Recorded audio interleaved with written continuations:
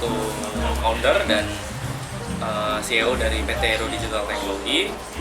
Perusahaan kita jalan mulai tahun 2013 dan saat ini mungkin hampir sekitar sudah jalan 3 tahunan.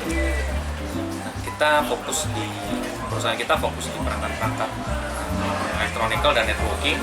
Kita fokus di industri Internet of Things. Dan saat ini kita punya 2 brand produk. Pertama namanya Cubican.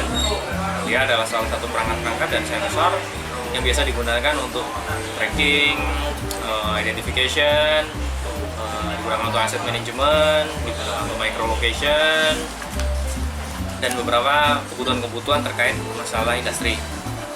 Dan brand kita yang kedua adalah Mesosphere. Bisa diakses di mesosphere.com. Mesosphere ini adalah salah satu platform yang digunakan untuk memanage atau mengelola dari perangkat-perangkat Internet of Things atau perangkat-perangkat sensor yang semuanya terhubung ke internet. Jadi kita bisa kita bisa kontrol semua perangkat dan jaringan itu secara berbasis internet. Kurang lebih seperti itu. Ya, jadi mungkin perjalanan saya sama seperti anak-anak mahasiswa pada umumnya habis lulus ya cari kerja standar lah. Saat itu saya menjabat di salah satu divisi R&D, Research and Development. Jadi kita yang merancang produk-produk yang dikeluarkan Panasonic yang mungkin sekarang harus tutup ya. Jadi kita nggak bisa men-track lagi apa yang sedang dikerjakan, produk apa yang sedang dibangun. Nah, saat itu saya melihat memang kondisi bisnis kurang bagus di Panasonic saat itu, juga persaingan di dunia teknologi cukup ketat. Ditambah lagi innovation dan isu terhadap energi cukup gencar saat itu, hingga Panasonic harus mengurangi dari sisi bisnisnya mereka. Jadi mengurangi production tipe produk yang harus di discontinue. Jadi kurang lebih seperti itu. Jadi mungkin sedikit bedanya dengan startup adalah mungkin kalau Panasonic perusahaan yang multinasional gitu, sangat besar. Jadi mereka secara supply chain mereka juga sangat gemuk. Jadi bedanya dengan di Cubican, kami memangkas jalur supply chain, kami memangkas membuat kita mampu menghasilkan produk yang seperti yang dikeluarkan Panasonic mungkin, tapi dengan cost infrastruktur dan cost operasional yang jauh lebih rendah. Karena emang filosofinya startup harus seperti itu, dia harus disruptive innovation. Basically sebenarnya mungkin kawan-kawan pernah pakai RFID atau NFC. RFID itu mungkin kartu mahasiswa kalian yang biasanya digunakan untuk absen, itu namanya RFID. Ya, RFID ini punya kelemahan salah satu kelemahannya adalah dia tidak punya jarak jangkau yang cukup jauh, baik dari transmitter atau receivernya. Nah, nanti kita akan kasih data apa perbedaan antara RFID dengan Cubican gitu ya. Nah, kalau Cubican itu punya jarak jangkau yang cukup jauh dan dia bisa di-scan secara masif, dia bisa diakses secara wireless juga, jarak jangkauannya cukup jauh, sehingga dan cost untuk membangun satu infrastruktur dibandingkan dengan RFID atau NFC itu akan jauh lebih rendah daripada kalau kita menggunakan basisnya dari Cubican. Seperti itu. Dan memang kondisi di industri RFID, NFC itu teknologi itu biasa digunakan untuk tracking, biasa digunakan untuk identification, biasa digunakan untuk pengenalan ya. Cuman problemnya dia adalah tidak punya jarak jangkau yang cukup jauh. Nah, kita perbaiki teknologi itu, mungkin tidak memperbaiki tapi mencoba untuk menggali teknologi baru yang mungkin bisa diadopsi oleh industri, tapi bisa solving problem. Nah, lebih kayak gitu. Jadi gini, kalau RFID sama NFC itu rata-rata tidak bisa langsung dibaca oleh smartphone. Tapi kalau Cubican dia bisa langsung dibaca oleh smartphone. Karena apa? Karena dia menggunakan jalur protokolnya lewat Bluetooth. Jadi hampir semua smartphone ada Bluetooth-nya ya. Nggak ada smartphone yang nggak ada Bluetooth-nya. Tapi tidak semua smartphone itu ada NFC reader-nya. Mungkin ya gadget-gadget high-end tipe-tipe Android mungkin ada untuk membaca RFID card dan lain-lain. Tapi kalau low end menengah saya rasa nggak ada gitu.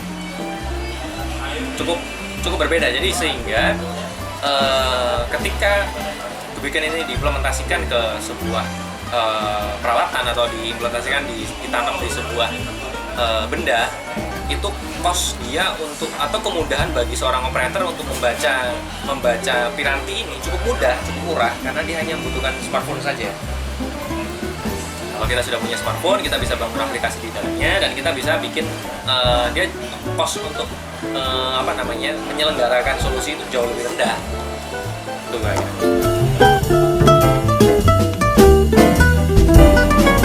Bisa saja semua perangkat laptop kan sekarang ada Bluetooth-nya juga. Kita bisa bangun aplikasi di dalamnya hingga dia bisa terbaca di laptop, gitu kan.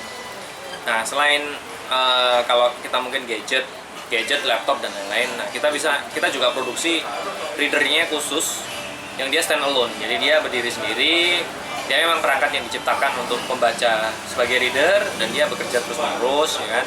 Nah, mungkin dong laptop kita disuruh kerja 24 jam 7 kali sehari terus-menerus hampir setahun karena dia harus nyala terus gitu kan. Nah, perangkat yang kita bikin readernya ini memang dirancang untuk itu.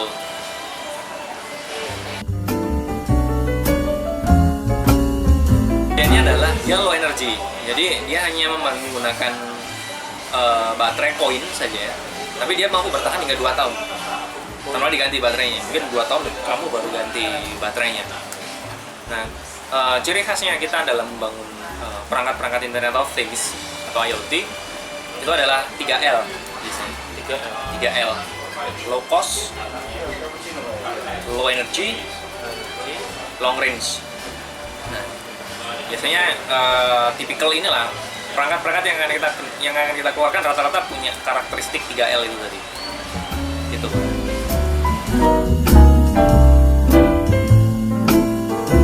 Kalau segmen berarti ya? Iya, segmen pasar kita memang mencoba masuknya ke enterprise atau ke industri. Jadi sebenarnya perangkat yang kita bangun itu bukan consumer product. Consumer product berarti ketika Anda beli, Anda yang bisa memakai sebenarnya, ya kan. Handphone, baju, celana itu sebenarnya consumer. Jadi begitu Anda beli ya bisa langsung dipakai. Tapi kalau Kubiken biasanya dibeli oleh perusahaan developer IT, developer sistem integrator. Biasanya mereka menggunakan itu terus kemudian membangun aplikasi-aplikasi tertentu menggunakan perangkat-perangkat dari kita dan dia mensolusikan permasalahan yang ada di industri menggunakan Kubiken. Dan rata-rata seperti itu. Terus segmennya kita itu sebenarnya kita masuknya ke industri.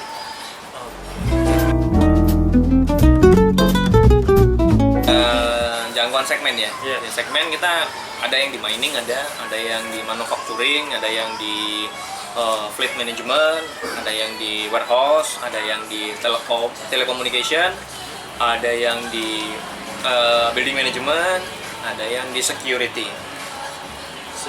Security itu bukan satpam polisi, bukan. Yeah. Security itu banyak ya, sebenarnya kayak CCTV surveillance itu kan sebenarnya security, ya kan, tingkat keamanan. Nah, biasanya kita gunakan untuk men-tracking people, jadi orang di dalam gedung itu bisa kita pantau dengan Kubiken. Pergerakannya dia pindah kemana, dia bergerak kemana saja, apa yang dia lakukan. Nah, itu bisa di tracking.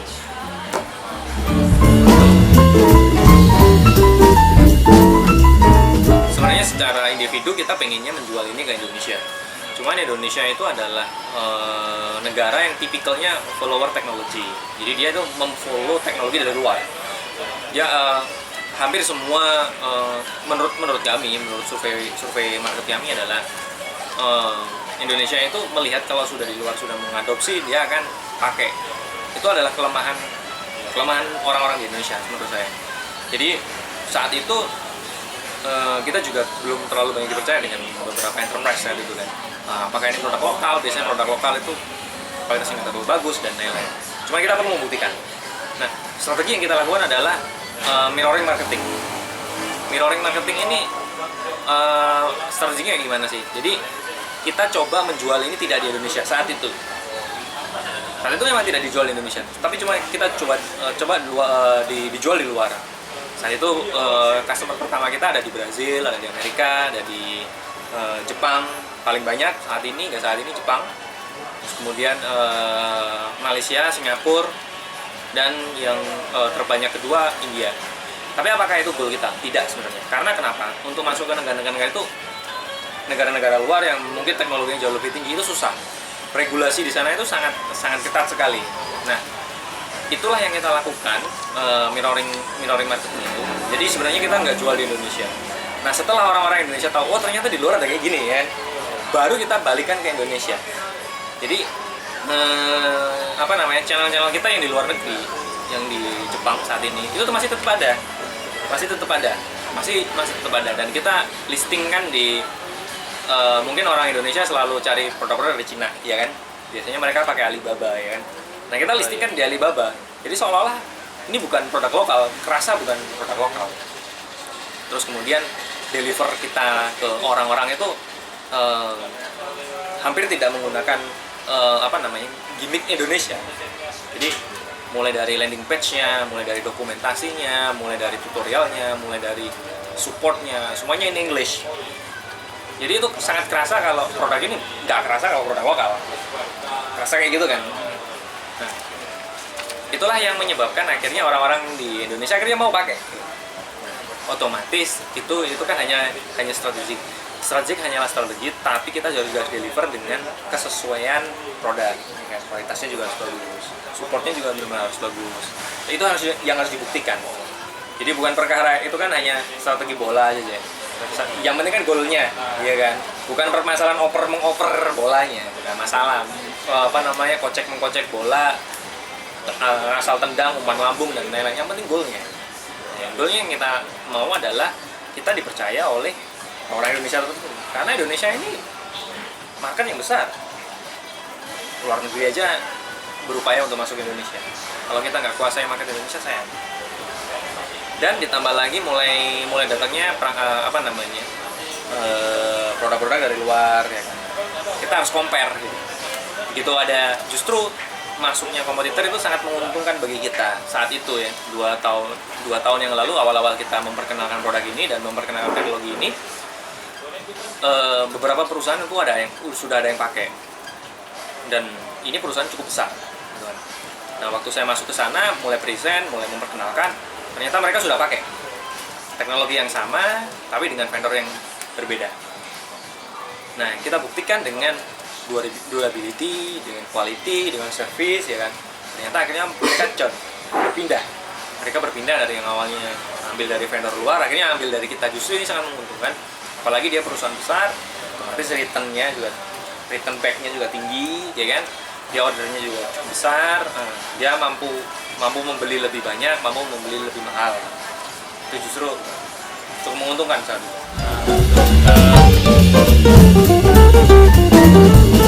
Pasti ya, kita apa aja? Rata-rata telco, terus kemudian ada juga lembaga penelitian negara juga ada, university ada, government ada. Jadi hampir semua sektor. Kalau kita pakai strateginya pentahelix. Pentahelix itu melibatkan community di dalamnya ada akademi, government, industri,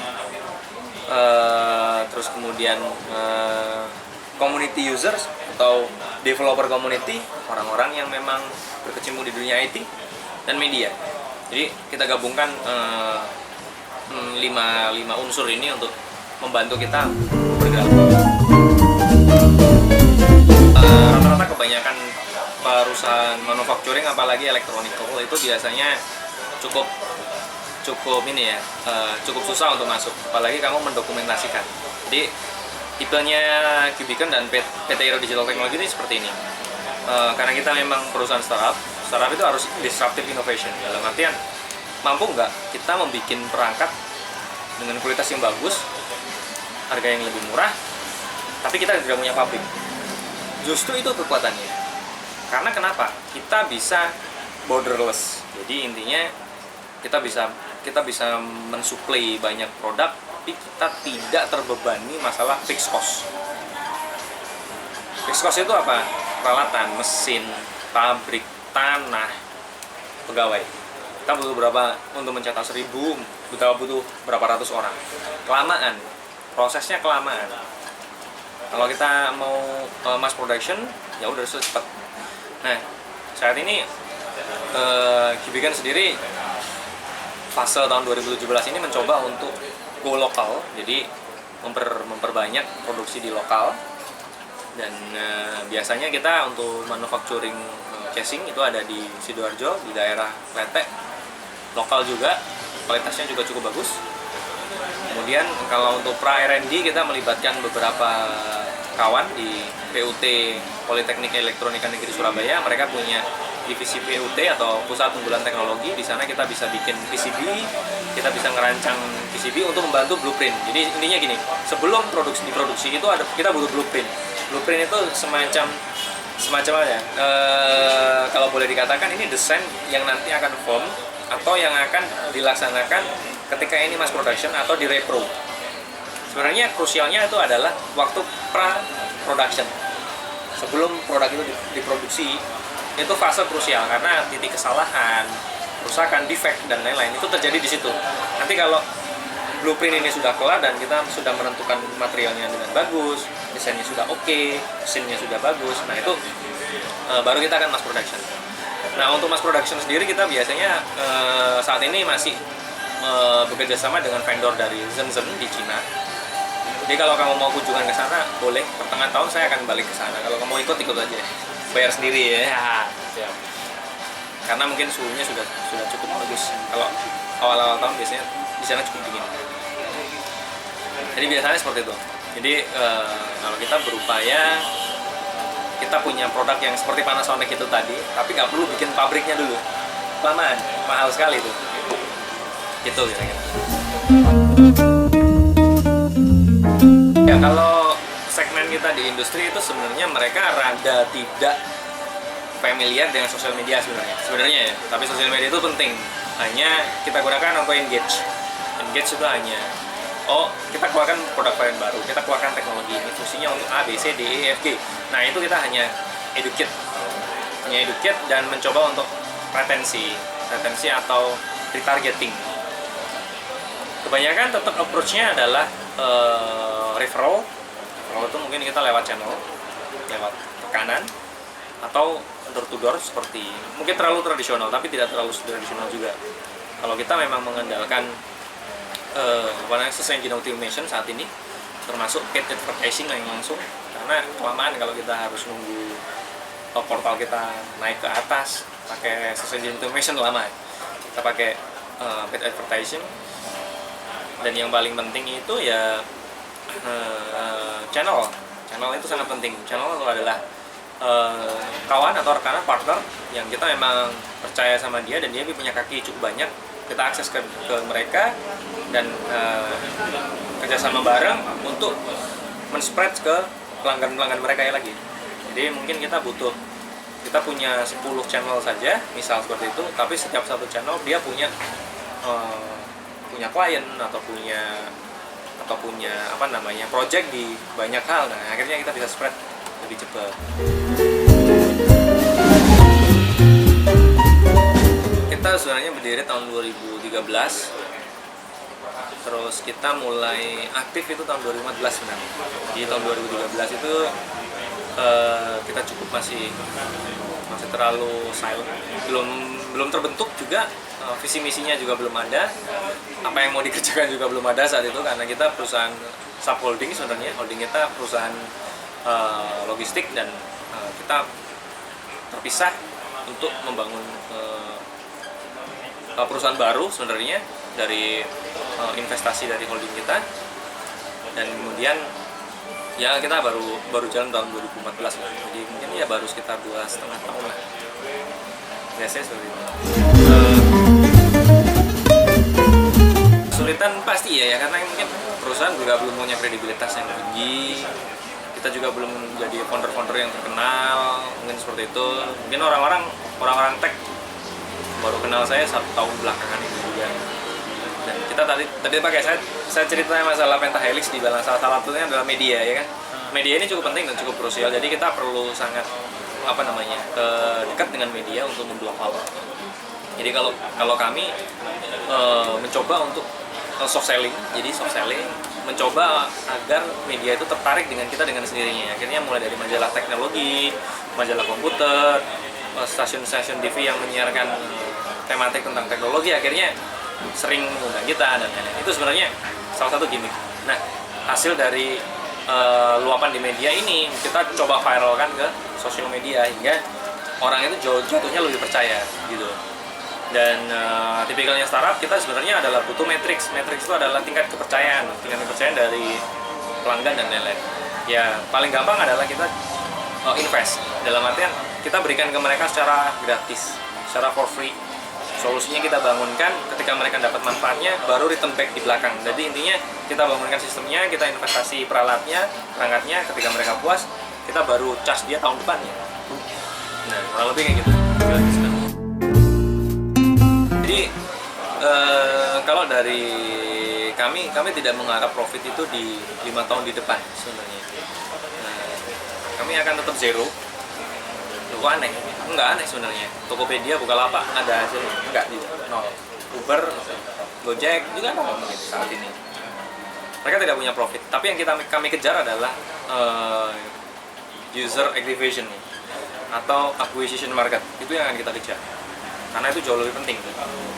Kalau kami memang masih mengandalkan uang dari fundraising atau investor yang mendanai kami terus-menerus secara biaya operasional, biaya production dan lain-lain, R&D dan lain-lain. Adapun proses penjualan itu mungkin belum cukup untuk biaya operasional kalau menurut kita. Atau mungkin strategi saya mungkin 5 tahun kita tidak akan mengejar profit ya, dalam tanda kutip profit. Yang kita kejar adalah user activation, user loyalty, user yang loyal, dan produk kita dikenal. Karena value dari perusahaan itu adalah IP, intellectual property. Intellectual property itu juga dari brand, mulai dari copyright, mulai dari paten, mulai dari solusi, mulai dari produknya sendiri. Itu adalah IP. Jadi kami nggak punya kantor pun nggak masalah, tapi IP kami adalah valuasi yang paling besar dari nilai perusahaan. Ya, saya sebenarnya. Kebetulan 2 tahun ke belakang kita agak kesulitan karena tidak ada produk yang identik dan perusahaan-perusahaan yang mengeluarkan standarisasi atau sertifikasi itu nggak tahu ini ngirim yang mana ya kan, karena belum ada.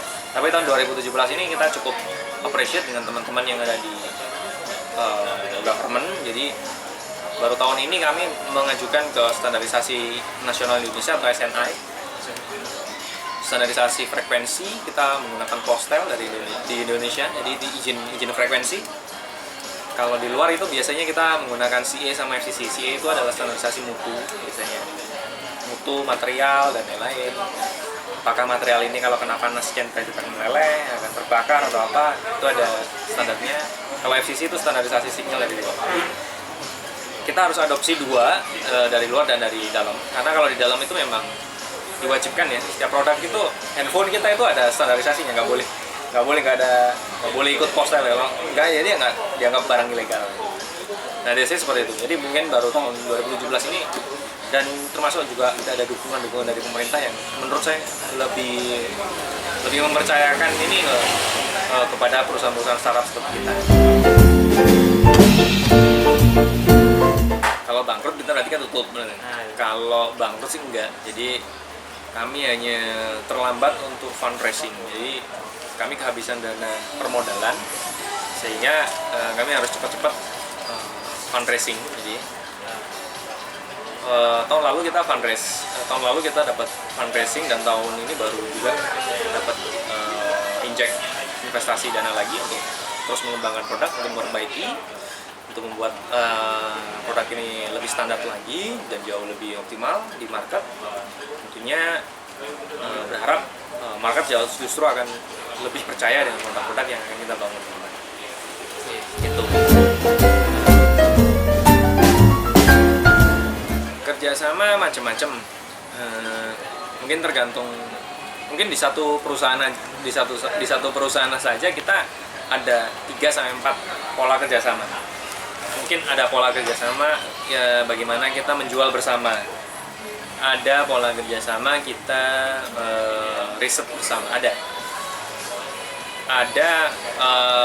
yang dia jadi reseller juga ada yang kami berupaya menjadi partner partner solusi juga ada.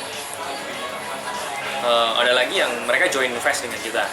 Nah itu memang berbeda-beda, tapi setiap perusahaan itu kan pasti punya karakter ya.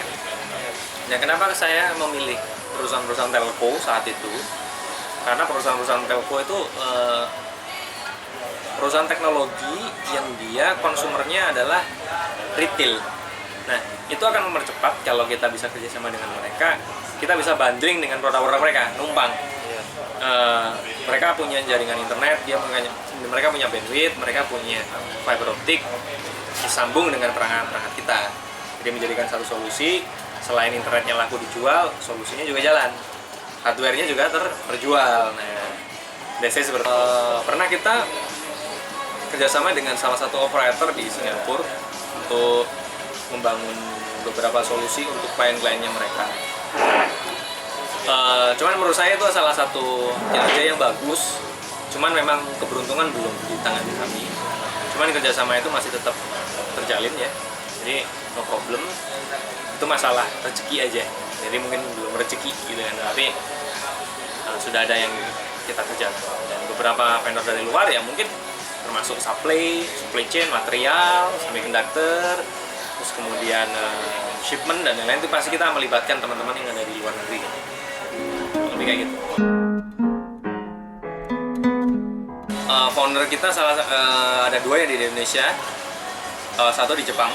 Jadi yang di Jepang itu dia lebih ke pre-R&D, jadi fase awal R&D, result and development mereka kerjakan di sana. Hasilnya atau dokumentasinya dikirim ke Indonesia, terus kemudian kita lanjutkan riset itu untuk menjadi sebuah produk jadi atau barang jadi, kurang lebih kayak gitu. Perusahaan digital itu di mana saja, Gojek, Uber dan lain-lain, orangnya nggak banyak, sedikit. Itulah bedanya dengan teknologi perusahaan-perusahaan tradisional, karena yang namanya fixed cost itu selalu akan jadi problem. Gaji itu sebenarnya fixed cost. Tapi mau gimana pun, namanya perusahaan baik digital maupun tradisional, tech company ataupun perusahaan biasa, di belakangnya itu adalah people, bukan mesin. Jadi bagaimana dengan sedikit orang, sedikit people, tapi kita mau mengerjakan yang jauh lebih efisien, selayaknya perusahaan yang punya orang yang lebih banyak. Itu kira-kira.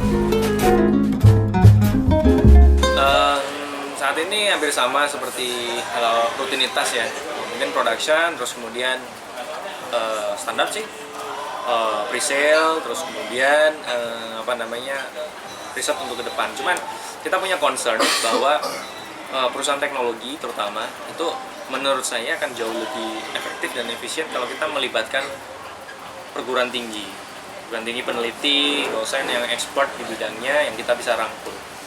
Karena kalau saya melihat ekosistem di Indonesia itu berbeda sekali dengan di luar ya. Nah kalau di luar itu kalau saya melihat terutama di Inggris, mungkin saya bisa ambil studi kasus di sana karena mungkin saya pernah di sana. Jadi di Inggris itu rata-rata perusahaan-perusahaan sekelas Rolls-Royce yang memproduksi pesawat terbang saja, mesin-mesin pesawat terbang, mereka melibatkan anak-anak dari mahasiswa yang dia punya penelitian khusus, dosen-dosen yang punya penelitian khusus, yang itu disambungkan ke industri. Dan ini yang baru kita mulai di tahun 2017 ini. Kita melibatkan dari Institut Teknologi 10 November untuk membangun platform big data kami. Kita gabung dengan Politeknik Elektronika Negeri Surabaya untuk membangun beberapa integrasi platform antara hardware dengan software yang kita miliki. Dan rata-rata itu adalah hasil penelitian-penelitian dari bangku dari perguruan tinggi ya. Menurut saya itu secara costly cukup rendah daripada kita membeli alih teknologi langsung dari industri, antar industri. Itu sangat mahal sekali. Dan kita bisa dari hulu ke hilir, dalam artian hulu ke hilir itu kita punya peran penting dari sisi awal teknologi itu dibangun hingga sisi akhir itu kita bisa bangun. Enaknya apa? Kita bisa memonopoli kumpulan teknologi ini. Jadi contoh nih, kita ngomong masalah 4G, 5G, ya. Adakah perangkat-perangkat itu yang dibeli di Indonesia? Hampir nggak, hampir kecil sekali.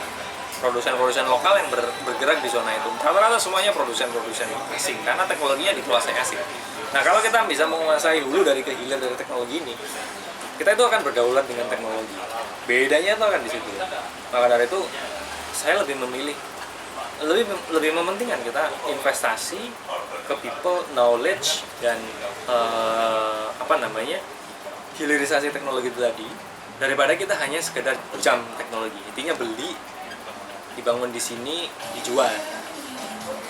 Itu menurut saya nggak berdaulat. Kita akan selamanya nggak akan berdaulat dengan apapun. Kita itu udah nggak berdaulat dengan pangan, kita itu nggak berdaulat dengan ekonomi, kita nggak berdaulat dengan perbankan, perekonomian, apalagi dengan teknologi. Jangan sampai ini terulang lagi kasus-kasus kayak gini. Nah, ini tugasnya kita sebagai anak bangsa untuk mencoba membangun semua ini. Kalau bisa semuanya dari nol, gitu ya. Dulu tahun 2013 saya belum bergabung ya sebenarnya. Saya saya baru bergabung tahun 2014 gitu. Jadi ketika saya masuk juga masih konsepnya masih kurang kuat lah mungkin ya. Perusahaan ini mau dibawa kemana sebenarnya?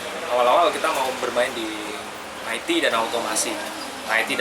Ya hampir semua perusahaan akan ngomong kayak gitu. Tapi saya melihat waktu itu di beberapa survei internasional kayak di Gartner, TLS, IDC, lembaga-lembaga survei besar internasional, ke depan itu teknologi apa sih yang akan bakalan booming? Yang pertama adalah Internet of Things, Big Data, dan Machine Learning. Gabungan dari tiga ini akan membentuk ekosistem baru dan akan membentuk industri baru. Yang awalnya semua perangkat itu offline, semuanya akan berubah menjadi online. Kacamata online, sepatu sudah online, jam tangan online, ya kan? Pas kan? Kain online sekarang. Google sekarang punya project kain itu bisa terkoneksi dengan internet. Semuanya akan ke depan akan seperti itu semua. Kita kalau kita ngomong IoT itu besar sekali. Industrinya cukup besar. Yang mana yang mau kita fokuskan ya? Otomatis pelan-pelan kita akan coba dengan teknologi baru tadi. Teknologi apa yang kita bisa mengadopsi 3L tadi ya? Cost, long range, low energy, ya kan? Nah, ketemulah kita dengan teknologi baru yang dikeluarkan oleh Apple saat itu. Apple keluarkan statement bahwa mereka akan mengeluarkan protokol IoT khusus namanya iBeacon. Cuman Apple tidak membangun perangkatnya. Akhirnya kita lah yang membangun perangkat itu. Jadi mereka mengeluarkan standar, mereka mengeluarkan protokolnya, di open kepada developernya, dan akhirnya kita bangun perangkatnya. Berarti kerjasama juga sama Apple juga? Secara tidak langsung nggak perlu. Jadi sebenarnya kalau kita menjadi developer Apple itu, kamu bikin aplikasi di dalam iPhone kan tidak perlu izin juga. Yang penting kamu daftar, kamu terlicense, kamu resmi, orangnya ada, kamu bukan bot, kamu bukan spammer gitu. Kamu submit karya di sana ya pasti akan di-proof. That's it, seperti itu sama saja.